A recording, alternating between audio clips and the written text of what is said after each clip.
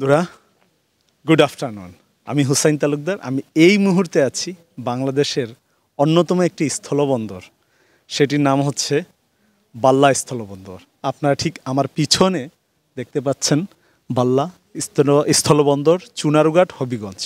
তো রোদের অনেক প্রকট আকার ধারণ করায় আমার একটু তাকাতে সমস্যা হচ্ছে, সানগ্লাস আজকে আমি আনিনি। তো এই স্থলবন্দর সম্পর্কে আমি আপনাদেরকে বিস্তারিত তথ্য দিব যতটুকু আমার জানা আছে। আর তারপরেও আপনাদেরকে আমি ঘুরে ঘুরে যখন আমি দেখাবো তখন এই তথ্যাবলী আপনাদের সঙ্গে শেয়ার করব।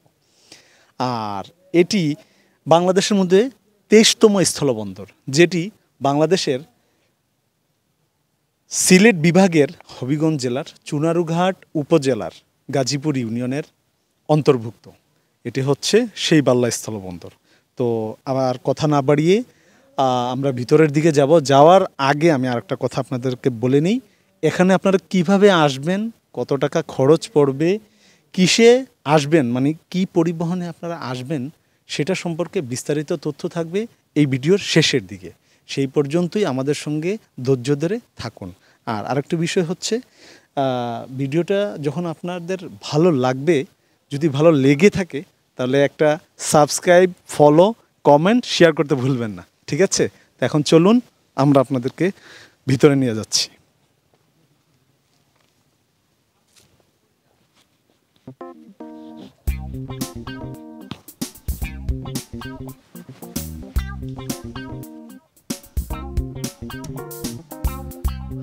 তো আমি আপনাদেরকে যে বিষয়টুকু বলছি, এটা হচ্ছে সেই স্থলবন্দর যেটি হবিগঞ্জ জেলার চুনারুঘাট উপজেলার গাজীপুর ইউনিয়নের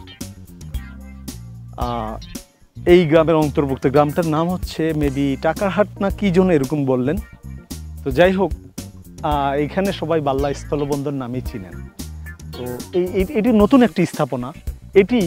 এটি তৈরি হয়েছিল 1903 সালে। 1903 সালে এটি সর্বপ্রথম এই বাল্লা স্থলবন্দরটির কার্যক্রম শুরু হয় তৎকালীন ব্রিটিশ পিরিয়ডে। তো এর পরবর্তীতে যেটি 1951 সালে 4 আমি আবারও বলি, 1951 সালে 4.37 একর জমিতে এটি কার্যক্রম প্রচলিত হয়, সেই সময় চালু হয়। তো সেই প্রচলনটি শুরু হলে বিভিন্ন সময় বিভিন্ন জটিলতার কারণে এটি অনেক বাধা পড়ে যায়। তো এই স্থলবন্দর দিয়ে বর্তমানে এটি সম্পূর্ণ কার্যক্রম সমাপ্ত হয়নি। তো আমরা আপনাদের আস্তে আস্তে ধীরে ধীরে সেই জায়গায় নিয়ে যাচ্ছি। আর এটি 2016 সালে 13 একর জমিতে সর্বশেষ এটির কার্যক্রম বাস্তবায়ন হয়। তো আমি আরেকটি পর্বে যেখানে আমি বলেছিলাম এখানকারই একটি ইমিগ্রেশন আছে, যেটি এখান থেকে আরেকটু দূরে। আর ঠিক এই দিকে সেই স্থলবন্দরের কাজগুলো বাস্তবায়ন হবে। বর্তমানে এটি বন্ধ আছে, আপাতত হচ্ছে না। আপনারা দেখতে পাচ্ছেন খুব সুন্দর স্থাপনা এখানে। আর এইখানে বিভিন্ন অফিস, দপ্তর, এই ধরনের সব কিছু এখানে পরিচালনা হবে। তো এই রাস্তা দিয়েই আমাদের দেশ থেকে রপ্তানি হবে, আমদানি হবে। আগে যেটি রপ্তানি হতো সেটি হচ্ছে সিমেন্ট, বিভিন্ন ধরনের রাসায়নিক কিছু দ্রব্যাদি। আবার কিছু আমদানি হতো, আমদানির মধ্যে হচ্ছে চাল, গম, আটা, কয়লা, বিভিন্ন ধরনের ইয়েগুলো আমদানি হতো। তো আপনারা দেখতে পাচ্ছেন এই স্থাপনাটি বেশ সুন্দর করে বর্তমানে বাংলাদেশ সরকার এটিকে বাস্তবায়ন করছে। তো এই হচ্ছে সংক্ষিপ্ত পরিসর। আরও অনেক ব্যাপক এইটার ইতিহাস আছে, সে সম্পর্কে আমি আপনাদের বেশি কথা বাড়াচ্ছি না। তো যেহেতু এখন এটি নতুন বাস্তবায়নে রূপ নিয়েছে, সেক্ষেত্রে এটির সেই দৃশ্যগুলো আপনাদেরকে দেখানোর জন্য আজকের এই ক্যামেরা বন্দি হওয়া আপনাদের মাঝে। তো বন্ধুরা, আপনারা আমার সঙ্গে থাকুন এবং আমরা ধীরে ধীরে এই বন্দরের, এই বাংলাদেশের সেই 23তম স্থলবন্দর যেটির একদম সন্নিকটে চলে এসেছি। তো এই যে আপনাদেরকে এখানে আরেকটা বিষয় আমি আপনাদেরকে দেখাতে যাচ্ছি, এই যে স্থাপনাটা, এটা হচ্ছে এখানে ওজন, এখানে বড় বড় ভারত থেকে, এটা ওই আমি যেদিকে আপনাদেরকে দেখাচ্ছি সেদিকে হচ্ছে ভারত থেকে যখন কোনো এদিকে কোনো ট্রাকে করে কোনো মালামাল যখন আসবে তখন এটিকে ওজন দেওয়া হবে, এখানে থাকবে কাউন্টার, এটা হচ্ছে সেই ওজনের জায়গা। এখানে সেইভাবে এটিকে স্থাপনা করা হয়েছে।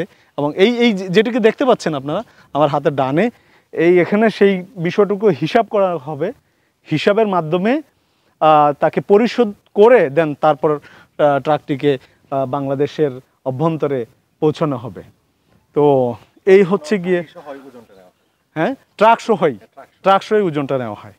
আর আমার পিছনে ক্যামেরাম্যান আমারই এক বন্ধু, আমি সময় সুযোগ হলে আপনাদেরকে দেখাবো, ঠিক আছে?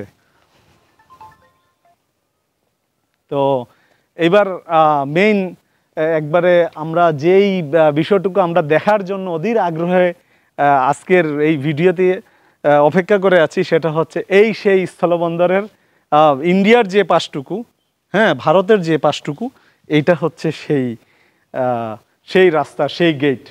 এই দিকে এখনো চালু হয়নি, এই দুই দিকে আমাদের সেইখানে প্রশাসনের লোক থাকবেন, এখানে দায়িত্বপ্রাপ্ত নৌ পরিবহন মন্ত্রণালয়ের সেই দায়িত্বপ্রাপ্ত লোকরা থাকবেন, অন্যান্য দায়িত্বে যারা নিয়োজিত তারাও থাকবেন, হ্যাঁ, ইমিগ্রেশনের লোকরা থাকবেন, বিভিন্ন সরকারের বিভিন্ন দায়িত্বপ্রাপ্ত যে সমস্ত লোকজনবৃন্দ আছেন, কর্মচারীবৃন্দ আছেন, তারা এখানে নিয়োজিত থাকবেন। এবং এটি আপনাদেরকে আমি আবার বলি, 13 একর জমির উপর এটির কার্যক্রম, এই স্থলবন্দরের কার্যক্রম। তো আপনাদেরকে আমি এই প্রধান ফটকের সেই অংশ বিশেষ দেখালাম।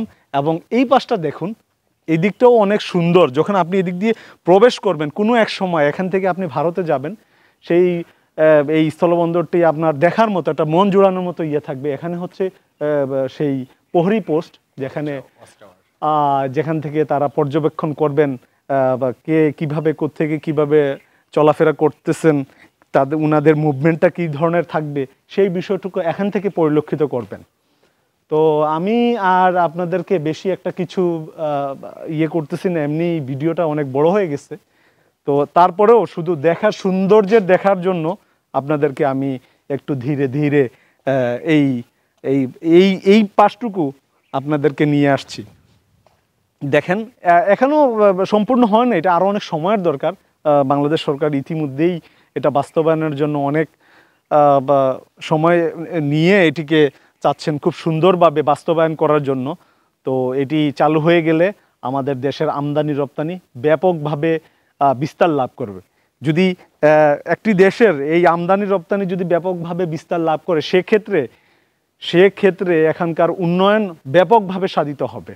তো এই হচ্ছে গিয়ে সংক্ষিপ্ত পরিসরে আমার কাছে বিষয়াদিগুলো আপনাদেরকে দেখালাম। এবার আপনারা, আমি যে ভিডিও শুরুতে বলেছিলাম যে আপনারা এখানে কিভাবে আসবেন, অথবা এইখানে ঢাকা থেকে আপনারা কি করে আসবেন, কীরকম আসবেন, এই সমস্ত বিষয়াদি যেটা আপনাদের জানার কৌতূহল ছিল, সেটিকে আমি বলছি। ঢাকা থেকে আপনারা যদি আসতে চান, সেক্ষেত্রে বাসে করে আসতে পারবেন। বাসে করে যদি আসেন, সেক্ষেত্রে আপনাদেরকে নামতে হবে শায়েস্তাগঞ্জ নতুন ব্রিজ নামক একটা জায়গা আছে, তো সেখানে আপনাদেরকে নামতে হবে। তো ভাড়া পড়বে বর্তমান সময়ে 450 টাকা বা 400 টাকার মতো ভাড়া পড়তে পারে। আর যদি ট্রেনে যদি আপনি আসেন, তাহলে 220 টাকা করে পড়বে। আপনি শায়েস্তাগঞ্জ রেলওয়ে স্টেশন পর্যন্ত প্রথমে আসবেন, পরে হচ্ছে ওখান থেকে চুনারুঘাট আসতে আপনার আরও 30 টাকা প্রয়োজন পড়বে সিএনজি যুগে। যখন আপনি চুনারুঘাট উপজেলা আসলেন, ওখান থেকে নিয়ে এই বন্দর পর্যন্ত আসতে আপনাকে এখানে সিএনজি ছাড়া আর অন্য কোনো যানবাহন নাই যেটার মাধ্যমে আপনি এখানে আসবেন। তো এই হচ্ছে ক্ষুদ্র পরিসরে। এখানে আসতে আপনার চুনারুঘাট থেকে এই পর্যন্ত আসতে আপনার খরচ পড়বে আসা যাওয়া মিলিয়ে প্রায় 200 টাকা। তো আরও বেশিও লাগতে পারে, যদি আপনি রিজার্ভ করে আসেন সেক্ষেত্রে আরও বেশি লাগতে পারে।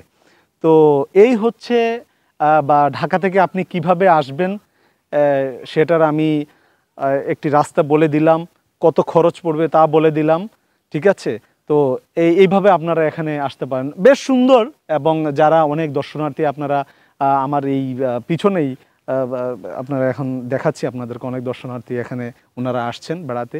যদিও আজকে এটি শুক্রবার বারে, আমি একটু বন্ধের দিনে এসেছি, আর এখন আপাতত উন্মুক্ত আছে। পরবর্তীতে যেটি অফিস, এটার কার্যক্রম অফিস মানে কর্মকালীন সময় চালু হবে, তখন কিন্তু এখানে আর এইভাবে ঢোকা যাবে না বা প্রবেশ করা যাবে না। সেক্ষেত্রে আপনাকে নির্দিষ্ট অনুমতি সাপেক্ষে, কর্তৃপক্ষের নির্দিষ্ট অনুমতি সাপেক্ষে এই বন্দরের ভিতরে আপনাকে প্রবেশ করতে হবে।